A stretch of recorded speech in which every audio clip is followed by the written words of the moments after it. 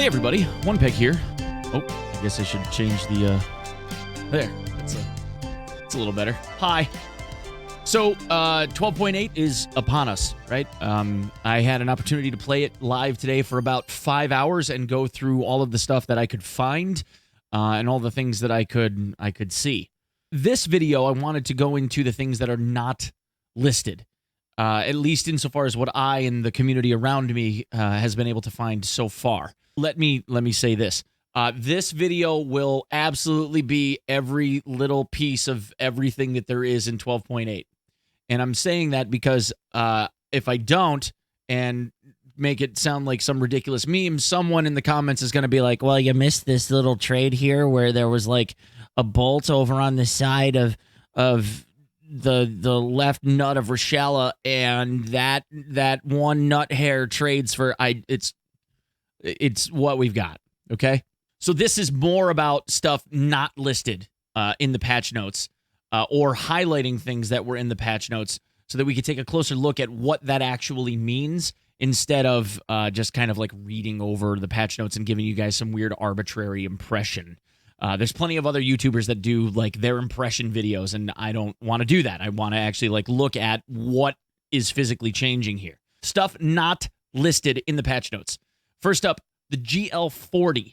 The nade explosion radius for the GL40 has been reduced to less than 10 meters. Okay, so you shouldn't necessarily see as much splash damage from seeing a GL touched off near you, I guess. TT ammo we saw in the patch notes was getting a bit of a modification, but the changes to the TT ammo itself are not all that amazing. The most remarkable stuff is like the pen chance for PSGZH went up by like 1 point. The rest of the stuff is kind of just whatever. 762 by 25 is not all that great to begin with, so yeah. Fall damage increase. So it used to be that the fall damage was 6 points of HP per meter fallen. That has now been increased to 9 HP per meter fallen, as well as a significantly higher chance to break your legs from those falls.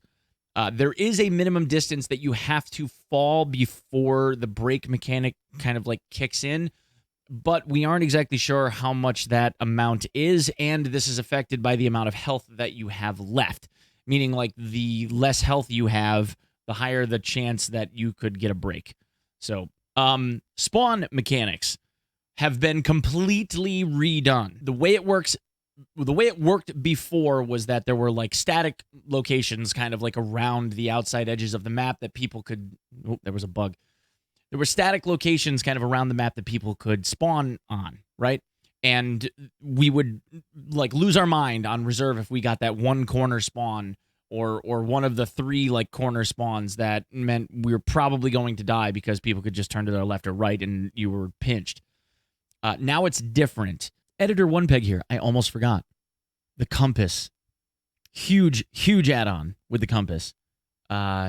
Here's the fun thing about the compass. The compass gives us the definitive that we were looking for between which map was upside down. Was it Shoreline or was it Reserve? It turns out it was Reserve. Reserve's map is upside down. The radar dish for Reserve is south. There you go. The radar up on the cliff is south. That means that the ocean on Shoreline is also south. Who would have thought? Who would have thought? The spawn mechanics look like now it is a minimum radius around you that people can spawn. They have to be outside of 50 meters or so away from you. Otherwise, they won't spawn any closer than that. Also, instead of there being like a relative handful of spawn points around the map, there are now literally hundreds of spawn points that have been created around the map. So you should never have a situation where you spawn on top of somebody else anymore. There were a whole lot of voice lines added to the game, and I'll play a couple of them for you right here.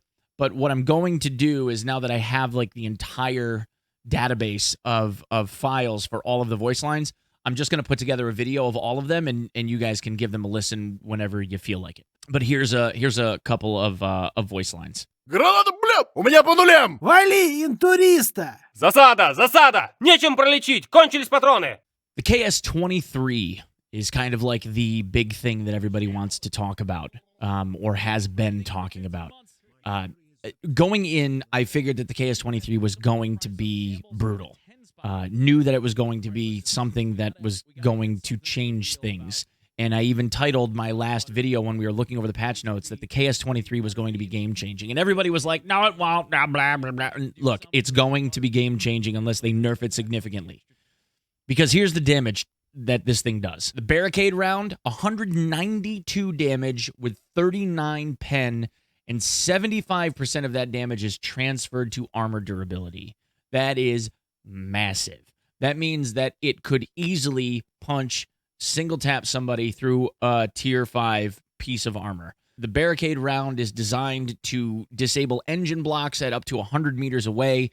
So obviously this is going to be brutal. But even the shrapnel rounds. Now these, as far as I am aware, are fictitious. They don't have buckshot, I guess, for the KS23, but I don't know for sure. The shrapnel 25 and the shrapnel 10. The shrapnel 10 is 8 by 87 damage. 8 pellets of 87 damage apiece with 11 pen, but 8 times 87 is a single tap kill on somebody's exposed leg. And then the shrapnel 25 is a bit less at 8 by 78 damage. So either one of those will single tap kill somebody if they hit him in the leg, assuming that all the pellets hit. Also, another interesting thing about the KS23, there are 2 variants. One is barter only, and the other one can be purchased for cash. You can get 3 of those at a time, and the barter, it looks like you can get 2 at a time. The bartered one is a pistol grip with an added-on shoulder stock, which you can remove if you want to, so you can run around with a shorter-barreled, pistolized version of the KS23, snapping your wrist in half by the second shot, because, in case you want to do that. It's totally fine. The only thing about this that seems like it's a little bit weird is the flashbang round, and I don't know enough about the KS23 to say whether or not this is a bug or if it's supposed to be like this. But right now, the way that it's coded is it has 0 damage and 0 projectile travel. It doesn't go anywhere. In fact, it's just like this big white bright puff of really bright smoke that happens at the end of the barrel tip and causes a little bit of contusion to yourself as the shooter. I guess it could be useful in a sense where you need to get PMC kills and they have to be flashed, or you have to be flashed, or both.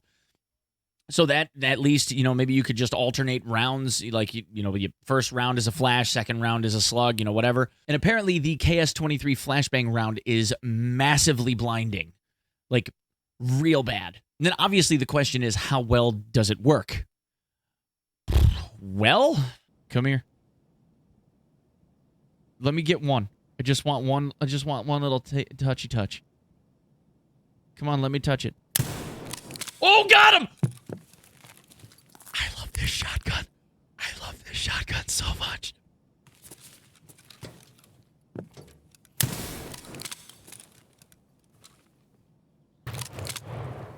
The fuck is going on?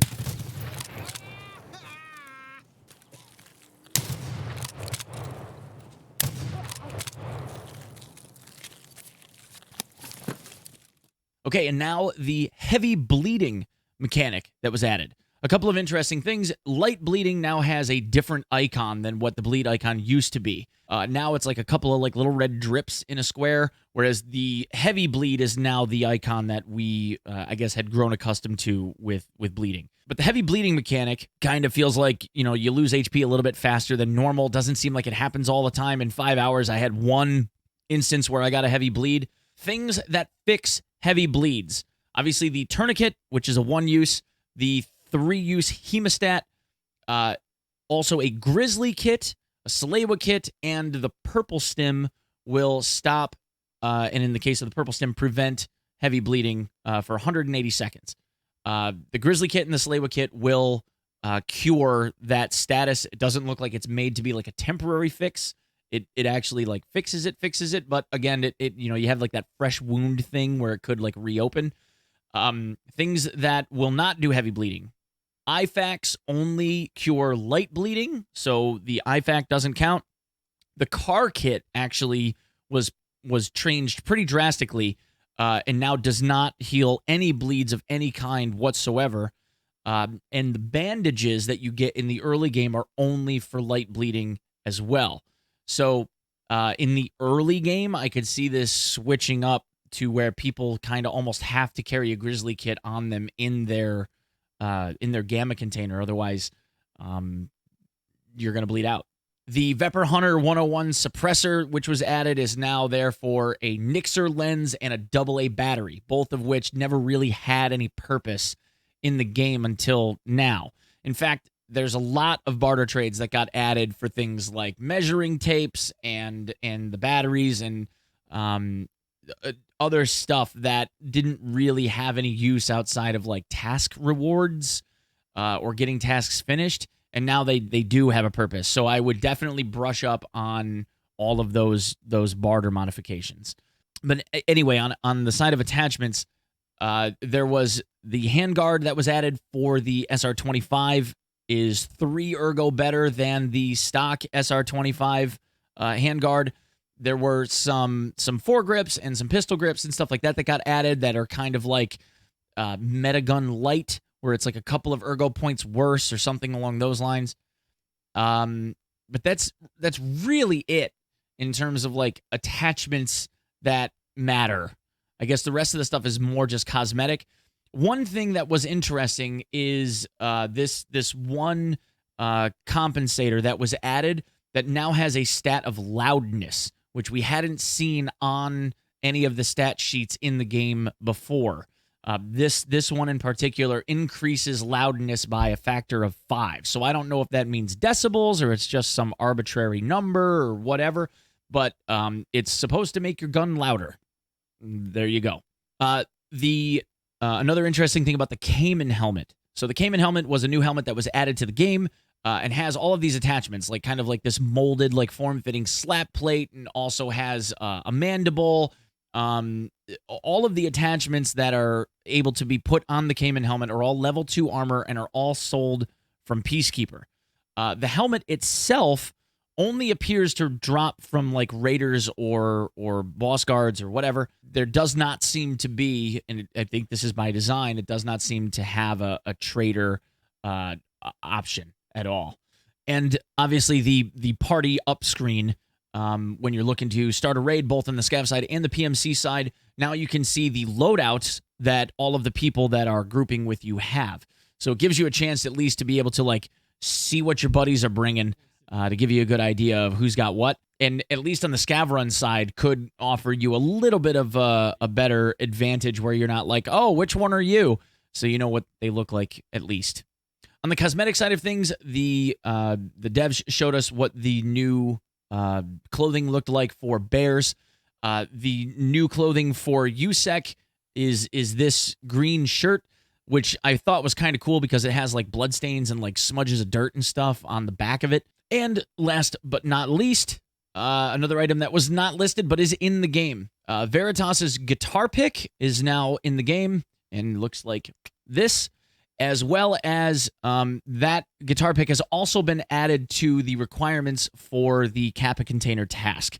Also, the 40-second T Sacriel's item has also been added to that same task. So now it is all of the streamer items, once again, in order to be able to finish the Kappa container. And the only other thing left to really mention would be the new Class 5 armor that is found on Prapor. Now, this armor is purchasable for about 100K. It seems like it's fluctuating a considerable amount depending on what the devs are going to tweak this thing to, but about 100K for a 45 durability piece of chest armor. It's very reminiscent of the Tactec, just no pockets because it's a chest armor piece and not chest rig. But it's made of steel, which means that it's very, very repairable, or should be. So because of that material quality, not being ceramic like the Gazelle or the Reddit T5 armor, should end up being something that people use pretty often. And it also apparently is something that is showing up a lot on raiders and boss guards as well. So, keep your eyes open, keep looking. That's everything I have for this video, guys. Thank you so much for taking the time. Please go check out advanced.gg and use code Onepeg on checkout to get yourself 10% off on the stuff that they have over there. You know, come check me out on Twitch, and I will see you in the next one. Bye.